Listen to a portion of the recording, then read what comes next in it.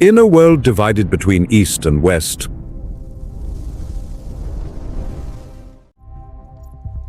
the most important battles aren't being fought with missiles, The numbers don't lie. but in private rooms, But the timing behind is still closed doors, and surprisingly, We proceed as planned. the center of it all isn't Washington or Moscow. It's one tiny island nation that has become the silent battlefield for the world's most powerful intelligence agencies, Singapore. Once, cities like Zurich and Vienna were the world's secret meeting grounds, but today, a new shadow capital has taken their place. A city where rival intelligence agencies don't just operate, they actually trust each other enough to talk. To understand why, you have to go back to 1965.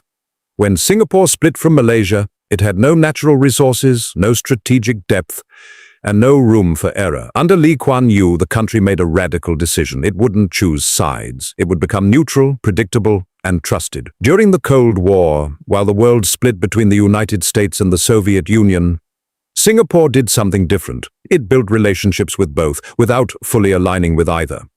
Over time, Singapore transformed itself into one of the most advanced hubs on Earth, not just financially, but digitally. Secure data centers, world-class infrastructure, and laws that make leaks almost impossible. But behind the skyscrapers, something else was forming, a global safe house.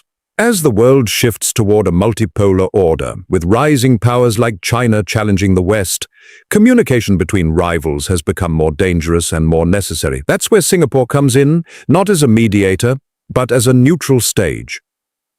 In Singapore, diplomacy doesn't always happen in embassies.